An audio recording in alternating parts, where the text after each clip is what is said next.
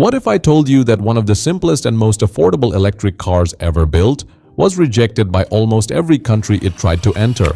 A vehicle so light, so efficient, and so cheap that it didn't need fuel, dealerships, or even regular maintenance. It was designed so that anyone could own it, and that's exactly why the system couldn't accept it.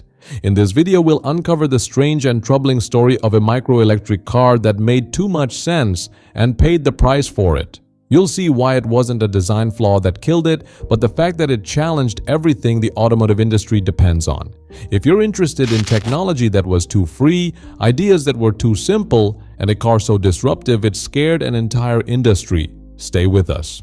In 2010, Renault began a project no other major automaker dared pursue, an electric car that wasn't for the rich, but for the urban masses. Not a luxury vehicle, but a tool for movement. Their engineers, led by Italian designer Luciano Bove, envisioned a vehicle small enough to park sideways, light enough to carry by hand, and cheap enough to cost less than most motorcycles. Poco revolucionarios y pioneros en esta nueva revolución. The result was the Twizy. Launched in 2012, Twizy weighed only 450 kilograms, with a top speed of 80 kilometers per hour and a real-world range of 100 kilometers. But most disruptive of all, it cost only 6,990 euros. It had no doors, no trunk. In base versions, no windows. It wasn't built for luxury, it was built for liberation. The target was not the traditional consumer, but the overlooked commuter. The inner-city worker, the student, the delivery rider. Twizy was not a compromise. It was a statement that urban mobility could be clean, minimalist, and radically cheap. But there was one catch: Twizy wasn't legally a car. Under EU Regulation 2002/24/EC, it was classified as a heavy quadricycle L7E. That classification was about to shape the rest of its fate. As a quadricycle, Twizy didn't need to pass crash tests. It had no airbags, no ABS, and no side protection. It lacked most of what regulators expect from real vehicles. When Euro NCAP tested quadricycles in 2014, Twizy scored 2 out of 5 stars. Safety became a headline, and not in a good way. Critics questioned whether such a light vehicle should be allowed in traffic at all. Even worse, Twizy wasn't eligible for EV subsidies in most countries. In Germany, France, and Italy, EV buyers received up to 5,000 euros in aid. Twizy got 0. It was legally electric, but politically invisible. Insurance companies didn't know how to classify it. It wasn't a car, wasn't a bike. Many refused to cover it. Others offered motorcycle rates which erased the cost-benefit. Dealers struggled. How do you sell a vehicle you can't finance, can't subsidize, and can't insure properly? Even road infrastructure posed issues. Many cities didn't know whether Twizy was allowed in bike lanes or car lanes. Was it a scooter, a pod, a public hazard? Twizy was efficient, but in a system designed for big cars and big margins, efficiency is dangerous. The very things that made Twizy appealing made it disruptive. Renault never officially launched Twizy globally. But importers, startups, and governments began testing it outside Europe, and that's when the refusals began. In Singapore, Twizy didn't meet requirements for either cars or bikes. Without a certificate of entitlement, COE, it couldn't be registered. Verdict: private property only. One Twizy owner was fined for attempting to use the vehicle on a public road in the central business district. In the US, Scoot networks used Twizy in San Francisco for car sharing, but regulators rejected it for personal use. No FMVSS certification, no airbags, no highway access. Several drivers reported confusion from police and insurance agents alike.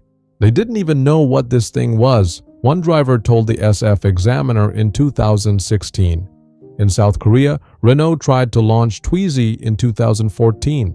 But for nearly 2 years, it had no legal category. Until new rules were passed, it could be sold but not driven. One dealership reported dozens of cancelled orders due to the regulatory delay. In Australia, New Zealand, and Japan, the story repeated. No classification equals no roads. Twizy was restricted, dismissed, or quietly ignored. Authorities cited unclear safety compliance and refused to approve road use. In Switzerland, a user was fined for parking a Twizy in a car space. It wasn't recognized as a real vehicle. The citation described it as an illegally placed object. Meanwhile, lobbying groups representing large automakers quietly influenced subsidy structures across Europe. Starting in 2013, several EU nations rewrote EV incentive rules to exclude quadricycles altogether.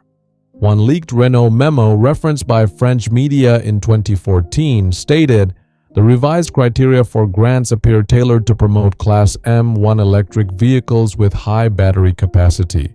Translation: Twizy was locked out by design. The world didn't say no in one voice, but country by country, door by door, the answer became clear: we don't know where this fits, so we won't let it in. In 2016, Renault moved production from Spain to South Korea. It was cheaper and now legal, but sales declined from 9,000 in its first year to under 1,000 by 2019. Even within Europe, enthusiasm faded. Urban EV incentives prioritized larger vehicles. Twizy became an afterthought. Renault never called Twizy a failure. They just stopped talking about it. Marketing disappeared.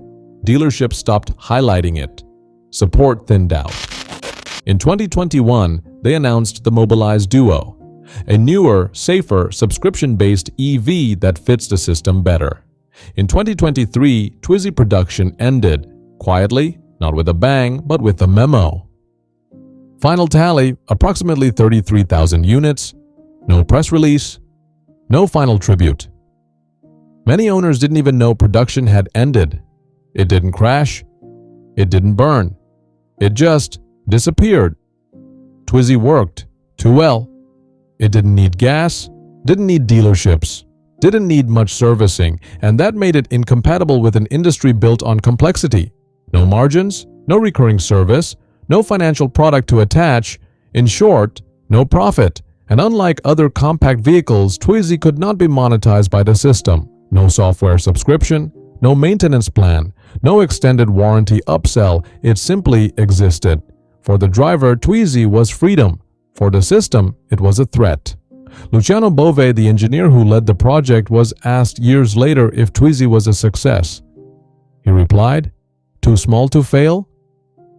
Number too small to survive."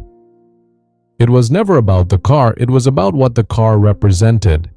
An electric vehicle outside the control of subsidies.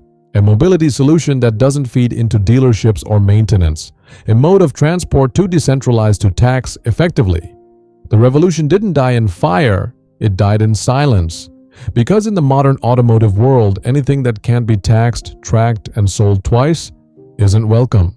If you found this story valuable, consider subscribing. And next time you see a car that just makes sense, ask yourself, will the system ever let it live? Thanks for watching.